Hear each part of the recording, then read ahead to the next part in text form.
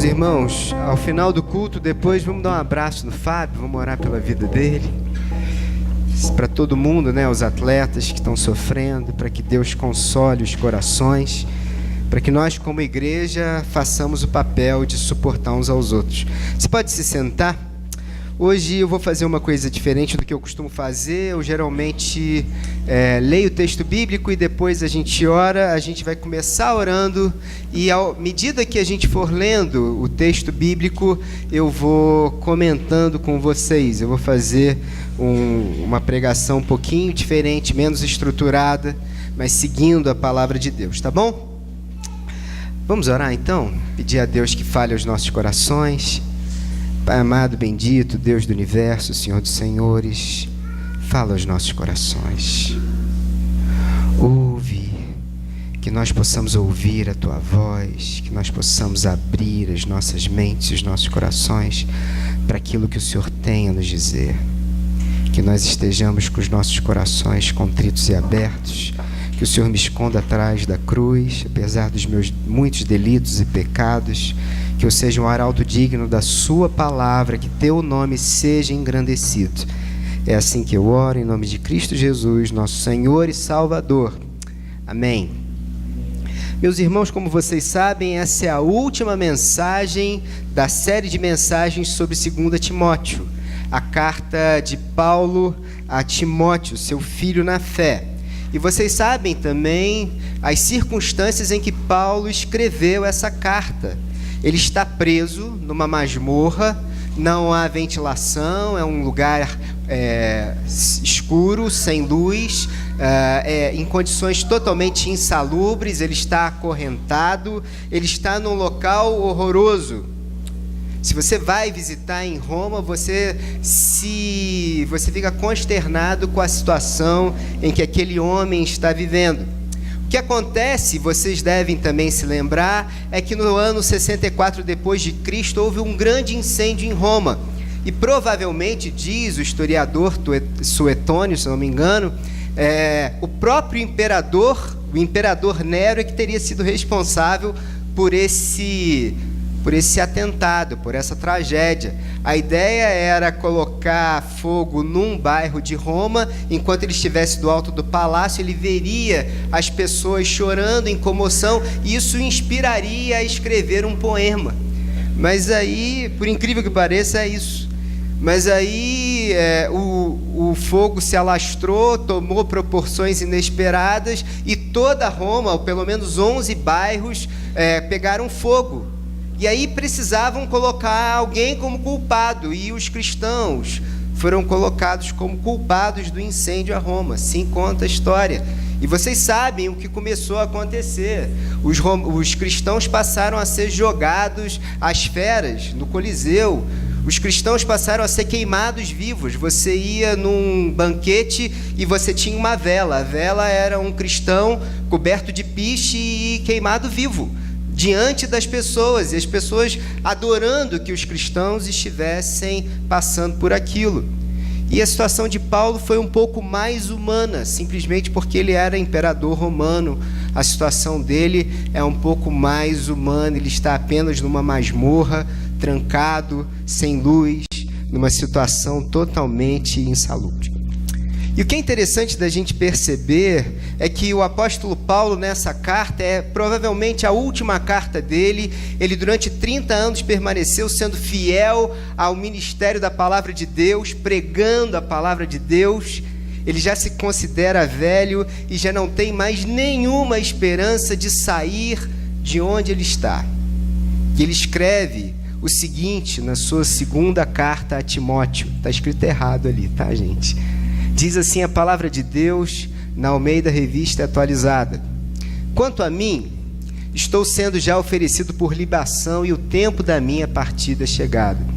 Combati o bom combate, completei a carreira, guardei a fé. Já agora a coroa da justiça me está guardada, a qual o Senhor, reto juiz, me dará naquele dia, e não somente a mim, mas também a todos quanto amam a sua vinda. Veja as figuras que o apóstolo Paulo está evocando nesse texto. Combati o bom combate, fui um soldado fiel, não desertei, não fugi da batalha, permaneci até o final. Combati o bom combate. A outra imagem que ele diz: eu como um maratonista e como um atleta fui até o final. Completei a carreira, completei a corrida que me foi imposta. E ele chega a dizer que a coroa está guardada. E veja, o prêmio ainda não chegou. Ele sabe que o prêmio ainda será recebido. Ele diz que o sofrimento é passageiro.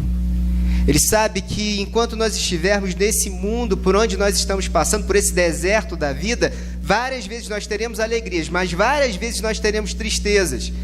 Mas ele também sabe que o choro pode durar uma noite, mas a alegria virá pela manhã. Eu e você precisamos ter isso em mente quando olhamos para esse quadro. O apóstolo Paulo é alguém que sabe que a sua coroa, aquilo que lhe foi dado, está guardado. Ele conseguiu completar a carreira. Isso me lembra muito quando eu olho para esse quadro, uma história bonita de um missionário que durante anos serviu no exterior a palavra de Deus. Foi enviado pela sua igreja e foi para terras estrangeiras, e chegando lá, seu filho mais novo morreu, mas ele permaneceu no campo. Alguns anos depois, a sua esposa amada também morreu, mas ele, por amor àquelas pessoas, permaneceu no campo. Até que anos mais tarde, ele recebe uma carta da sua igreja dizendo que, infelizmente, o seu sustento seria cortado e ele deveria regressar para casa. Anos de serviço e ele está voltando. E o que acontece por uma coincidência do destino é que ele está ansioso de rever amigos, familiares, pessoas que ele tinha deixado em casa. Faz anos que ele não volta para casa e ele está assim se perguntando: quem é que vai estar na estação do trem quando eu chegar? Quem são os meus amigos ou os meus parentes ou as pessoas da minha igreja, meus irmãos, que estarão lá quando eu chegar? E ele está no trem. Mas por uma coincidência do destino, meus irmãos, o presidente americano também está naquele trem, está em campanha. Era um presidente popular. E vocês sabem como acontece em campanha. Lá na estação onde ele estava, havia um monte de pessoas esperando o presidente chegar com cartazes de bem-vindo, e banda, e isso e aquilo. E quando ele chega e olha aquele pessoal todo, ele diz: isso tudo é para mim. E logo, quando o trem para e ele começa a descer, e as pessoas começam a descer, ele vê que não era para ele. E aí aquela multidão, a turba vai embora e ele fica sozinho. Absolutamente ninguém tinha ido recebê-lo. E ele para e, como acontece com a carne da gente, ele para e diz assim: mas Senhor, é assim que eu sou recebido quando eu chego em casa? E imediatamente ele ouve a voz de Deus que diz assim: mas quem disse, meu filho, que você chegou em casa? É assim comigo e com você. Nós estamos nadando contra a maré. Nós estamos sabendo que nós ainda não chegamos em casa. O prêmio que nos foi ofertado, se nós perseverarmos, se nós continuarmos, nós alcançaremos. Mas é necessário que a gente nade contra a maré. É como o peixe na piracema. Ele tem que nadar contra a maré para conseguir chegar lá no outro lado, para chegar na cabeceira do rio e desovar. Caso contrário, ele não consegue. É importante para o peixe que ele faça isso. Uma pessoa que para de nadar, ou anda contra a maré, ou segue os valores do mundo, é como um peixe morto. Ele é levado pelos valores do mundo, ele se deixa levar pelas más companhias, ele se deixa levar pelo espírito mal do presente era. Mas nós que somos cristãos, nós nadamos contra a maré. E a pergunta que eu faço para você nessa noite é: você quer ser um peixe vivo ou você quer ser um peixe morto? Você quer nadar contra a maré ou você quer se deixar levar pela correnteza desse mundo mau que vai te levar para a morte? Mas o que é interessante é que, se eu e você perseverarmos, nós vemos a atitude de Paulo diante do estado em que ele está. Porque mesmo ele estando nesse estado, ao invés dele negar a Deus, ao invés dele brigar com Deus, ao invés de dizer, eu não aceito essa situação, ou ele profetizar sobre a sua própria vida e dizer, Senhor, eu não admito ficar aqui preso, como muita gente por aí anda fazendo, ele diz algo completamente inverso. Ele sabe que nas circunstâncias em que ele está, há apostasia de todas as partes, porque há perseguição aos cristãos. Ele sabe que desde que ele começou a plantar as igrejas nas cidades por onde ele passou, ele sabe que há falsos profetas pervertendo a sã doutrina. Ele sabe dessas coisas. Então, apesar disso, o que ele faz? Ele escreve essa linda carta que nós estamos estudando ao seu filho na fé, Timóteo. Ele começa a escrever a Timóteo, e ele faz 4 exortações, como nós vimos durante esse período. A primeira exortação foi, guarda o Evangelho. A segunda exortação foi, sofre pelo Evangelho. A terceira exortação foi, permanece no Evangelho. E a quarta exortação foi, prega o Evangelho. E é sobre essa exortação que eu gostaria de falar com vocês nessa noite. Mas é um problema interessante sobre esse seu filho na fé, Timóteo, é que ele é jovem. Ele chega a dizer, Paulo chega a dizer para Timóteo, ninguém despreza a tua mocidade. Ele sabe que no meio de várias pessoas, ele ainda será considerado como um fedelho, que mal saiu das fraldas. Ele ainda não tem experiência suficiente para discutir com aquelas pessoas. Ele sabe também que Timóteo é um rapaz frágil. Para as suas constantes enfermidades no estômago, toma um pouco de vinho. Ele sabe que ele é dado ou suscetível a enfraquecer. Além disso, é um homem de disposição tímida. Quando confrontado, ele tende a ficar acanhado e se esconder. Deus do céu, quem Deus escolheu para ser um arauto, para manter a sua sã doutrina em funcionamento?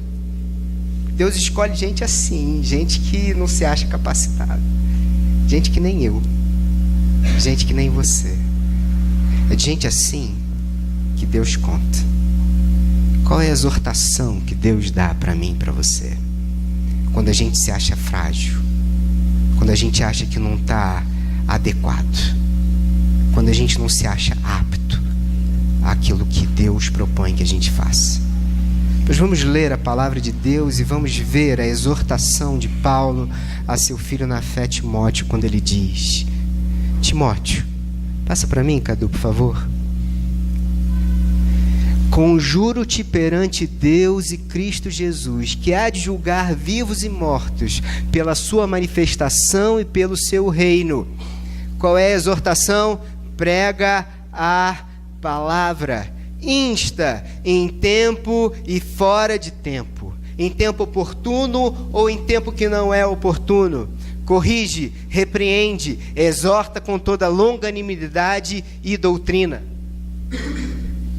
Pois haverá o tempo em que não suportarão a sã doutrina. Pelo contrário, cercar-se-ão de mestres segundo as suas próprias cobiças, como que sentindo coceira nos ouvidos, que vão dizer para você, toma posse dessa bênção, Deus me revelou que aquele seu problema, Deus já eliminou, ou que você, se eu libero uma palavra profética para você, e o problema tal vai resolver, ou então pervertem a palavra de Deus para dizer, você é cabeça, não é cauda, ou lá o que seja. E vão dizer toda sorte de coisas que não tem nada a ver com a palavra de Deus. E essas pessoas, elas ajuntarão para si esse tipo de mestre. E terão coceira nos ouvidos, porque não suportarão a sã palavra. É isso que o apóstolo Paulo está dizendo. Segundo as suas próprias cobiças. Aquele varão está reservado para você, creia. Aquela menina de Deus para você. Pode ter certeza, creia nisso, toma posse disso. Essas coisas assim. E se recusarão a dar ouvidos à verdade, entregando-se às fábulas. Tu, porém, sê sóbrio em todas as coisas, suporta as aflições, faz o trabalho de um evangelista, cumpre cabalmente o teu ministério. Gostaria de chamar a atenção para vocês de 3 coisas que o apóstolo Paulo fala aqui, e sobre essas. Eu não consigo esgotar um texto riquíssimo como esse, mas eu gostaria de chamar a atenção de 3 coisas hoje, nessa noite, para você. A primeira é que Paulo diz assim: conjuro-te diante de Deus e Jesus. Em outras palavras, ele está chamando Deus e Jesus para ser testemunha. Deus é testemunha, o apóstolo Paulo está falando, que eu chamei Jesus, Deus é testemunha. Jesus e Deus são testemunhas do que eu estou dizendo para você nessa noite. É o termo jurídico que é usado aqui. Eu estou chamando eles para serem testemunhas. Por quê? Porque no último dia eu vou prestar contas das pessoas que Deus me entregou para que eu fosse pastor delas. No último dia eu hei de prestar contas, e você também, Timóteo. E vocês também, e eu também, e um dia nós estaremos diante de Deus. E o que diz a palavra de Deus para mim e para você? Deus há de julgar os vivos e os mortos. Nós estaremos diante de Deus e Ele vai nos julgar. Primeira coisa que eu quero que você entenda é que no grande dia Jesus vai voltar. Aqueles que estiverem vivos permanecerão vivos, mas aqueles que estão mortos ressuscitarão. A homem é dado morrer uma só vez, vindo depois disso o juízo. Todos irão ressuscitar e estarão diante de Deus, e vão trazer os filmes, os CDs, os videotapes, e vai passar o vídeo da sua vida diante de Jesus. E Jesus vai perguntar para mim: você merece ser salvo, meu filho? E qual é a resposta que eu vou dar para ele? É claro que não. Eu nunca fui, nem jamais serei digno da salvação que o Senhor conquistou para mim na cruz do Calvário. Porque o Senhor morreu na cruz do Calvário, levou sobre si os meus pecados, e agora vivo não eu, mas Cristo vive em mim. A vida que agora vivo na fé no unigênito Filho de Deus. Não há nada que eu pudesse fazer para ser salvo, mas Ele entregou a sua vida por mim. Mas é que está. Ele morreu a minha morte para que eu vivesse a sua vida. E o que acontece agora é que, sendo uma pessoa transformada, meus valores mudaram, minha vida é outra. Eu vivo para agradar a Deus e somente a Deus. E Deus vai perguntar para mim: o que você fez com a sua vida? E Ele vai perguntar para você também. E é disso que o apóstolo Paulo está falando para Timóteo nessa noite. Está falando aqui na palavra de Deus. Um dia você estará diante de Deus, e Deus há de julgar você e vai dizer o que você fez com a sua vida. Quando eu olho para essa história, eu não me esqueço da parábola de Jesus dos talentos, não é isso? Para quem não sabe, talento é dinheiro. Há um senhor de escravos que junta seus 3 servos e diz, de acordo com as suas possibilidades, dá um 5 talentos, dá um 2 talentos, dá um talento. E o que tem 5 talentos vai a campo, começa a granjear, e o que acontece? Ele junta para si mais 5 talentos. O outro também vai a campo e junta para si mais 2 talentos, mais um enterra o talento na areia, com medo. E aí o seu senhor volta e manda trazer os seus servos, e um diz assim: o que você fez com os 5 talentos que eu te dei? Eu fui a campo e consegui mais 5. E qual é a palavra do nosso Senhor Jesus? Parece que conseguiu mais 5. Ah, bem-estar, servo bom e fiel. Sobre o pouco foste fiel, sobre muito te colocarei. Entra no gozo do teu Senhor. E acontece assim com o segundo também. Até que vem o primeiro e diz: Senhor, está aqui o seu talento que eu guardei lá debaixo da terra. Está aqui, está devolvido. Senhor, eu conheço o Senhor e eu sei que o Senhor é um homem duro, que ceifa onde não semeastes e ajuntas onde não espalhastes. E atemorizado e com medo entrega aquilo que recebeu. Qual é a palavra de Deus para esse servo?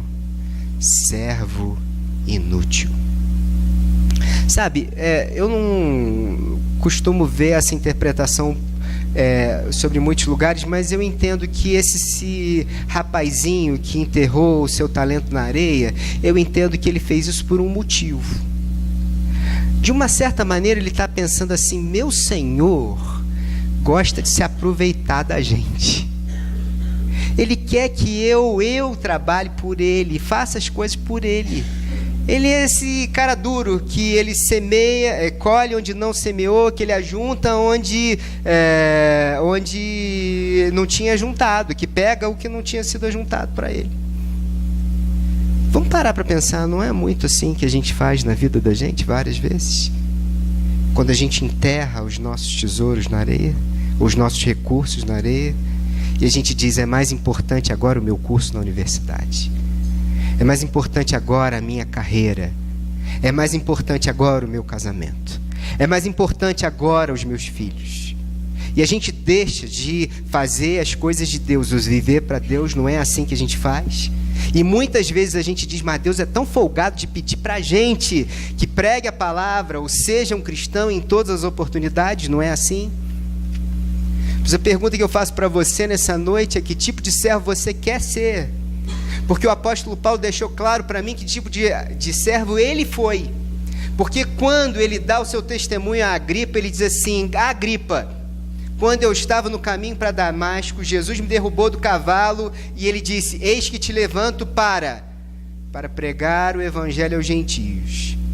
E aí Paulo diz assim: e dessa palavra e dessa ordenança eu fui fiel até o dia de hoje.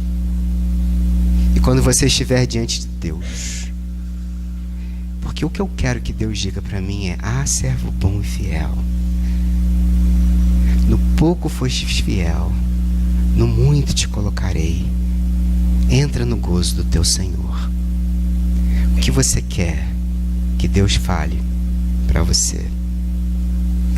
Pois se você quer ser como eu, se você quer ser como Paulo, eu e você precisamos estar atentos para aquilo que o apóstolo Paulo diz para mim e para você. Insta em tempo e fora de tempo. Corrige, exorta com toda longanimidade e doutrina. Aliás, o apóstolo Paulo, quando diz isso, ele não está dizendo nada de novo, não há nenhuma novidade aqui. Nosso Senhor Jesus, prestes a deixar esse mundo na ascensão, lá em Mateus 28, vira para mim e para você e diz: portanto, indo, fazei discípulos de todas as nações, ensinando-os a... Gente, não é possível que vocês não saibam isso. Isso é o texto-chave de todo mundo que ama missões. Quem foi embaixador do rei? Deve ter um aqui, não tem não? Só eu. Portanto, indo, vocês vão falar comigo, não vão? Fazei discípulos de todas as nações, ensinando-os a guardar todas as coisas que eu vos tenho mandado. Nosso Senhor Jesus disse para mim e para você que eu e você devemos ensinar aos outros a guardar todas as coisas que Ele tem mandado. E a própria ideia de por que isso é tão importante, pregar a palavra, instar a palavra ou guardar as palavras, é porque aquele que tem os meus mandamentos e os guarda, esse é o que me ama. E aquele que me ama será amado de meu Pai, eu também o amarei e me manifestarei a Ele. Mas o apóstolo Paulo, lá, se você pegar a Bíblia, pegar o seu texto bíblico que a gente está lendo aqui e virar uma página no capítulo 3, você vai ver que o apóstolo Paulo diz para mim o seguinte: toda escritura é inspirada por Deus e útil para o ensino, para a repreensão, para a correção, para a educação na justiça, a fim de que todo homem de Deus seja perfeito e perfeitamente habilitado para toda boa obra. A gente estava lá no PG e eu estava conversando sobre isso com o pessoal lá do meu PG. Eu estava dizendo assim: há pouco tempo atrás, o Tony Robbins, vocês já ouviram falar? Tony Robbins teve semana passada, não foi? Ou retrasada, aqui em BH. Um ingresso para ouvir uma palestra dele custava algo como 3.000, 4.000 reais. E estava lotado. Gente comprando o livro do Flávio Augusto da Silva, Geração de Valor, já ouviram falar? Na minha época, há uns anos atrás, era Laí Ribeiro, gente querendo ouvir Laí Ribeiro. Cada hora tem um guru, um chefe de autoajuda, um Stephen Covey, um 7 hábitos das pessoas altamente eficazes, 5 passos do não sei o que, 8 passos do não sei o que lá. O que eles querem? Eles querem um segredo para se tornarem aptos para toda boa obra. Eles querem aprender. Como é que eu posso ter um casamento que seja feliz? Eles querem aprender. Como é que eu faço para ser um profissional altamente valioso? Como é que eu posso fazer para que meus filhos sejam filhos bem educados? Eles querem aprender. Como eu posso ser um filho melhor, um pai melhor? E quem diria que a palavra de Deus está aqui à nossa disposição, dizendo para mim e para você que todo aquele que prega a palavra de Deus, que se instrui na palavra de Deus, que medita na palavra de Deus, está plenamente apto para toda boa obra. Você quer saber como ser um marido melhor? A palavra de Deus te ensina. Você quer ser um pai melhor? A palavra de Deus te ensina. Você quer ser um filho melhor? A palavra de Deus te ensina. Você não vai ser rico, mas você vai ter paz. Você não vai ser rico, mas você vai ter propósito. Você talvez não seja realizado como o mundo diz que você vai ser realizado, mas quando você estiver no final da vida, estiver diante de Deus, Deus vai olhar para você e vai dizer: o que você fez com a sua vida?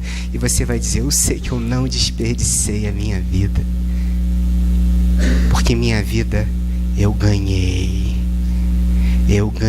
quando o Senhor morreu na cruz, e eu vivi para Ti. Amém, meus irmãos? É como diz a palavra de Deus no Salmo 128. E medita no Salmo 128 essa semana, meu irmão. Ele diz: bem-aventurado é aquele que teme ao Senhor e anda nos seus caminhos. Do trabalho de tuas mãos comerás, feliz serás, e tudo te irá bem. Tua esposa no interior de tua casa será como a videira frutífera, teus filhos como rebentos da oliveira, à roda da tua mesa. Eis como será abençoado o homem que teme ao Senhor. Estava no PG e a gente estava conversando, e foi a Isabelle, que não está aqui hoje, está viajando. Ela perguntou: mas como é que eu faço para aprender as coisas da Bíblia? Como é que eu faço para aprender mesmo, para entrar no meu coração? Como é que eu faço isso? Aí eu digo assim: é fácil. Começa a ensinar. Começa a ensinar. Mas começa a ensinar como quem tem que viver, como quem tem autoridade para dizer o que fazer. Quando você começa a ensinar a ponto de você ter que viver aquilo que você ensina, há uma profunda transformação na sua vida. Se você entender que está diante do Deus vivo em todas as ocasiões da sua vida, e que você tem que ser sincero e viver aquilo que você ensina, você vai experimentar uma mudança inigualável na sua vida. Não é isso que o apóstolo Paulo está falando? Insta, prega a palavra, insta em tempo oportuno ou quando não é oportuno, corrige e exorta com toda paciência e doutrina. Meu amigo, você tem algum discípulo? Sua esposa é sua discípula? Seu marido é seu discípulo? Seus filhos são seus discípulos? Seus amigos da universidade são seus discípulos? A palavra de Deus ensina para mim e para você que nós devemos usar todas as oportunidades que nós temos para que as pessoas vejam Jesus através das nossas vidas. E essa é a primeira exortação que o apóstolo Paulo deixa para mim e para você. A segunda exortação que o apóstolo Paulo deixa para mim e para você, e que eu e você devemos entender, é que ele diz: em tempo e fora de tempo. É interessante essa história de em tempo e fora de tempo. O que será que o apóstolo Paulo está querendo dizer com isso? Em tempo e fora de tempo.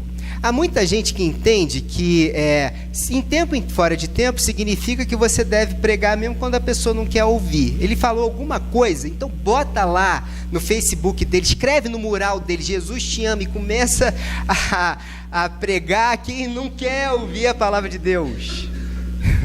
Seja daquelas pessoas inconvenientes, né? Crente não é xiita, é chato, né? Seja um desses que você, em qualquer oportunidade, vira para a pessoa e diz assim: você já entregou a sua vida a Cristo, Jesus já te salvou, e a pessoa diz: mas eu não sabia que eu estava correndo perigo de vida. Está. Seja esse tipo de pessoa.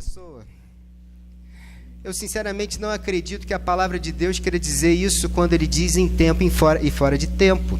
Em tempo e fora de tempo significa algo ainda mais profundo. Uma das coisas que eu e você precisamos entender é que o nosso Senhor Jesus sempre nos ensinou que nós devemos procurar pessoas de paz. Quando Jesus envia os seus discípulos a pregar, ele diz: procura um lugar, uma casa, onde você sabe que são pessoas idôneas. E entre lá e diga: a paz de Deus seja convosco. Se eles não receberem a sua paz, ela retorna para você. O que a palavra de Deus está dizendo? Nós devemos procurar pessoas de paz, que estão dispostas a ouvir, que querem ouvir da palavra de Deus. Aliás, o próprio Paulo nos ensina, em Atos 15, a gente vai ver. Quando ele está em Filipe pregando a palavra de Deus, como é que acontece? Ele primeiro procura uma sinagoga. Vocês sabem que precisava pelo menos 10 pessoas, 10 homens, para que houvesse uma sinagoga numa cidade. Aparentemente em Filipos não havia uma sinagoga. Então eles vão pelo rio. A gente não achou a sinagoga. E ali havia algumas mulheres. E eles começam a pregar. E o que acontece? Havia uma mulher chamada Lídia, vendedora de púrpura, que ouvia o que eles falavam. E diz o texto bíblico que Deus abriu o seu coração para entender aquilo que eles estavam dizendo. Existem pessoas que Deus abre o coração para que elas ouçam. São pessoas que estão ouvidas, com o coração aberto. E eu e você precisamos entender isso. Que nós devemos pregar às pessoas de paz, que estão dispostas a ouvir a palavra de Deus. Meus irmãos, eu e você devemos pregar a palavra de Deus aos nossos parentes, aos nossos filhos, sempre que eles estiverem dispostos.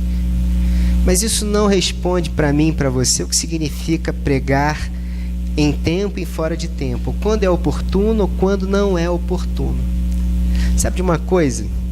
Eu acho que o texto bíblico nesse capítulo dá uma boa ilustração do que isso significa. E é sobre isso que eu queria falar com vocês. Passa para mim, Cadu, o texto bíblico. E vou pedir perdão a vocês que eu não vou esgotar o texto bíblico nessa noite. A gente ainda tem ceia. É muito rico. Mas esse é o meu último ponto que eu gostaria de falar com você. Veja o que o apóstolo Paulo está falando aqui e presta atenção no que ele está dizendo. Procura vir ter comigo depressa, porque Demas, tendo amado o presente século, me abandonou e se foi para Tessalônica. Crescente foi para a Galácia, Tito para a Dalmácia. Somente Lucas está comigo. Toma contigo Marcos e traze-o, pois me é útil para o ministério. Quanto a Tíquico, mandei-o para Éfeso. Foi ele que enviou a carta, porque Timóteo está em Éfeso. Está claro? E aí vamos olhar para isso, porque eu acho que aqui talvez esteja a chave para a gente entender. Prega em tempo e fora de tempo. Veja que a palavra de Deus diz para mim sobre Crescente, Tito e Tíquico, que seguiram a sua vida, que permaneceram no Evangelho, na palavra de Deus, e que se afastaram do apóstolo pelo simples fato de que estão em missão e continuam em missão para Deus. Amém? Não é isso? Tem pessoas lá na nossa igreja, Neuber está lá pregando o Evangelho, Libério está lá na toca, o pessoal lá do Espírito Santo está lá, e são nossos irmãos em Cristo Jesus, e nós devemos orar por eles. Eles estão em missão, e quando eles se aproximam, são nossos irmãos que a gente sente muita falta, não é isso?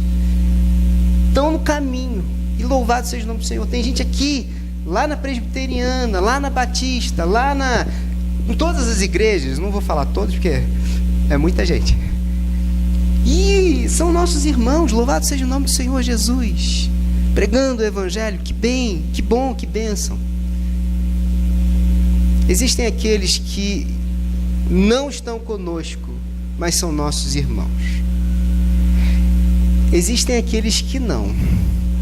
Existem aqueles que são como Demas, que tendo amado mais o presente século, me deixou. Existem aquelas pessoas a quem nós vamos pregar o Evangelho de Cristo Jesus e infelizmente elas não vão ouvir. Pode ser um filho nosso, pode ser um irmão nosso, pode ser um pai nosso. E muitas vezes eles vão até acompanhar a gente na igreja durante um período.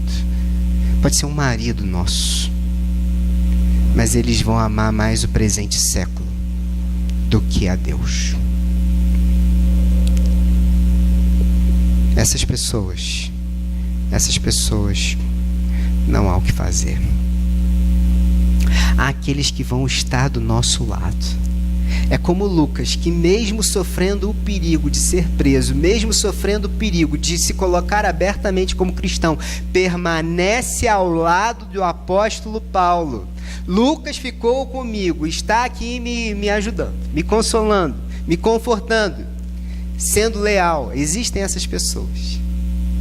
Existem pessoas que quando as coisas estiverem muito ruins e a gente estiver no estado de nervos horroroso e a gente precisar de ajuda, existem aquelas pessoas que a gente vai chamar. É como Paulo, que vira para Timóteo e diz: apressa-te a vir para vir comigo, que vem logo.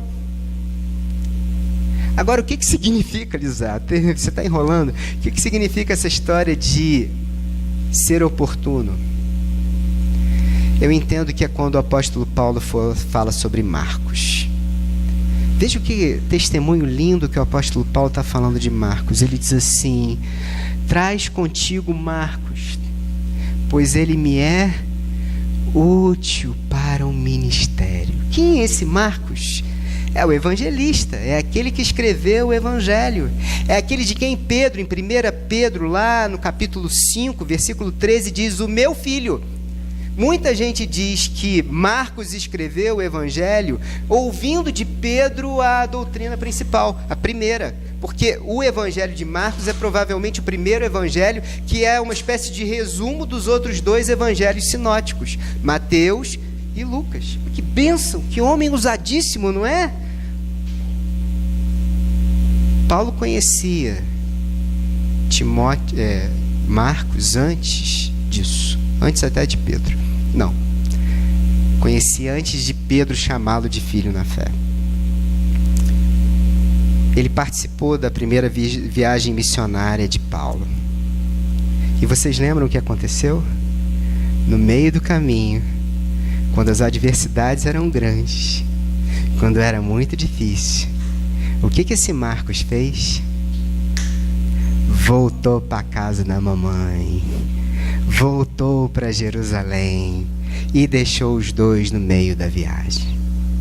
Até que quando Paulo volta novamente para Antioquia e ele vira-se para Barnabé e diz: nós devemos voltar e visitar os nossos irmãos que estão nas igrejas que nós plantamos. Vamos embora? Vamos embora. Então bora, Barnabé, junta suas coisas. Tá bom, vou chamar Marcos. Hã? Não. Marcos não. Porque ele é inútil.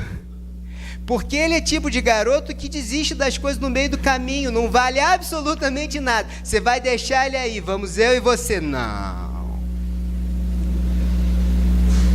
Eu sinto que Deus tem um propósito na vida desse garoto, e eu vou insistir com ele em tempo e fora de tempo. Eu sinto que Deus tem um plano na vida desse garoto, que Deus quer que eu insista com ele, e eu vou insistir com ele em tempo e fora de tempo. E é isso que o apóstolo Paulo está querendo dizer quando vira para mim e diz assim: insta, assiste em tempo e fora de tempo. Esse era o ministério de Barnabé.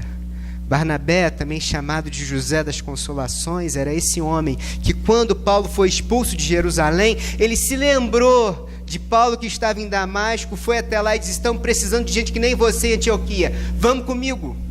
Ele insistia com gente assim, ele cuidava de gente assim, ele não desistia de gente difícil que não valia nada. Sabe o que Paulo está dizendo para mim e para você? Que a gente tem que insistir com as pessoas que não valem absolutamente nada. Que eu e você temos que insistir com aqueles nossos filhos, com os nossos maridos, com as nossas esposas, com os nossos amigos, com os nossos pais, com os nossos irmãos.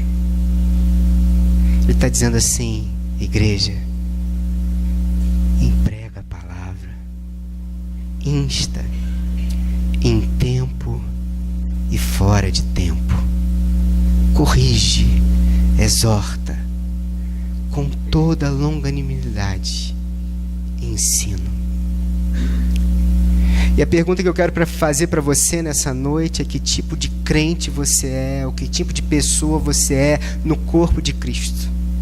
Você é como Demas, que amou mais o presente século e deixou Paulo? Ou você é como Timóteo e Marcos, que quando alguém precisa da sua ajuda, você está presente? Você é como aquele que insta, exorta e orienta na hora em que deve orientar ou não? Você é aquele que participa do ministério da igreja e prega o evangelho ou não? Porque agora nós vamos participar da ceia do Senhor, e Deus disse a você e a mim, e eu agora conjuro-te diante de Deus e de Jesus, que vai julgar a mim e a você: prega a palavra. Quem é você no corpo de Cristo? Quem sou eu no corpo de Cristo? Porque um dia eu e você estaremos diante do justo juiz. E você vai participar da ceia do Senhor, sabendo que Jesus disse a você que você deve fazer discípulos, ensinando-os a guardar todas as coisas que Ele tem nos ensinado. Você vai participar da ceia dignamente ou indignamente? Você é um discípulo de Jesus, ou você é um falso discípulo de Jesus? Jesus quer que a gente participe da ceia dignamente. Jesus quer que a gente participe do corpo de Cristo. Jesus quer que a gente nessa noite se arrependa dos nossos pecados e faça um voto de que nós vamos participar da ceia do Senhor dignamente.